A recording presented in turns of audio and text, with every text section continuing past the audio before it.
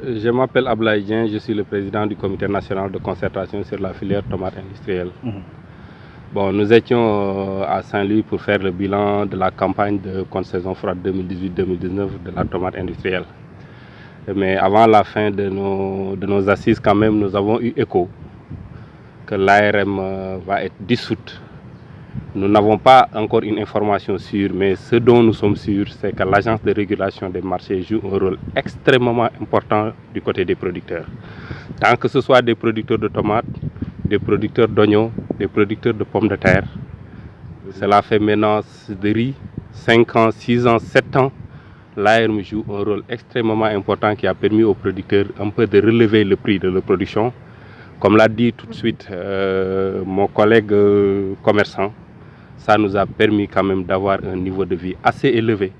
parce que les prix ont été régulés et vraiment le producteur en ce moment se trouve bien dans sa peau parce qu'il parvient quand même avec sa production à faire de très bons résultats, surtout financiers. Ça peut un peu perturber donc la production. Oui, ça peut perturber la production, d'autant plus que maintenant ça fait 5 ans, 6 ans, voire même 7 ans qu'on régule surtout, moi je parlerai surtout de la régulation de la tomate. Il est arrivé à une période où on avait décidé une année de ne pas aller en campagne. Il a suivi l'intervention du ministère du Commerce à travers l'ARM qui a joué un rôle important qui nous a permis aujourd'hui de réguler l'importation du triple concentré. Parce qu'un protocole a été mis en place et dans ce protocole, les industriels qui n'achètent pas la production nationale ne peuvent pas bénéficier du quota du triple concentré. Et ça a été un travail assez conséquent du ministère du Commerce à travers l'agence de régulation des marchés. Raison pour laquelle nous lançons un appel au chef de l'État en lui disant vraiment de laisser l'ARM là où elle est. Et ce que nous demandons également, c'est son renforcement plutôt que sa dissolution. Man maa ngi tudd Boubacar Sall maay président collège national des producteurs d'oignons du Sénégal. tey lan nga wax. Bon dañoo ñëwoon fii tey si Saint-Louis nekkoon si bilan comité tomate mais par la suite ñu am ay écho que l'État si réduction bi mu bëggoon si fonctionnement état bi dañu bëgg a jël ARM dugal ko si direction du commerce intérieur loolu nag ay écho la yu ñu dégg mais ñu bëgg alerter rek opinion nationale bi ak internationale ak le président de la République di ko xamal ni ARM en tant que structure d'État structure bu am la solo si filières yi Sénégal yëpp en plus particulièrement nag mën naa wax filières yi nekk fii lu mel ne soble wala tomate wala ceeb wax dëgg yàlla lu ñu gis si ARM mooy service déconcentré yooyu ñu waxoon yëpp ñu ngi fi mais bi ARM ñëwee la ñu gën a gis suñu bopp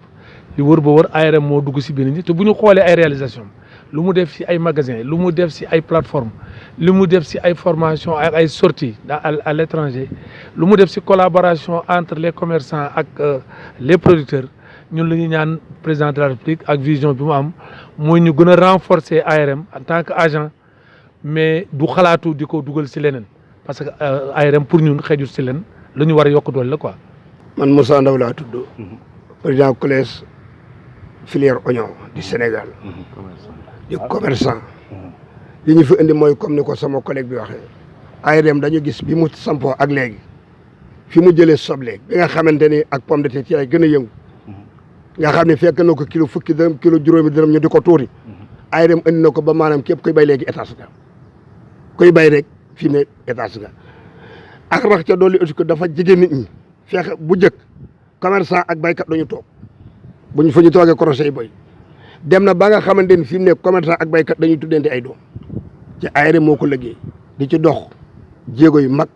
bu ñuy commencé chemin ji ba fa ñuy buddee bés bu ne ñoo ngi def tournée ci àll bi muy xool kon nag bu ñu bëggee ni dañ ko jël di ko dugal fenn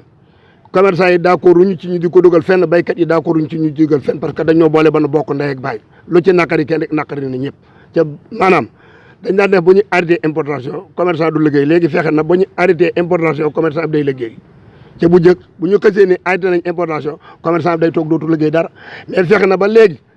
baykat yi bu ñu ñoralee commerçant yi doon importé ñooy dem ci àll ba di ko jënd di ko jaay kon ñu ngi ciy liggéey li nu bëgg daal di ko wax Macky Sall bu fekkee bëgg naa jàppale ba ay doomi réewam di baykat yi bañ ñu dugg ci gaal yi dem ak dikk yabu mu bàyyi fi ARM mais bu ko jëlee moom booy den commencé dellu ci gaal yi. Mamadou Diop laa tudd. maa jiite IPO section Dagana. maanaam li nga xamante ni éco bi ñu dégg comme ni ko ñëpp waxee rek mooy tey si tey ARM ñun li ñu bëgg moom mooy ñu yokk ko doole mais waxuñu ñuy supprimer ARM wala ñu ko yóbbu feneen parce que depuis bi nga xamante ni maanaam ñu ngi bay soble ñun 2009 ba léegi nii gis nañ ni ARM vraiment yóbbu na mbay mi fu nga xamante ni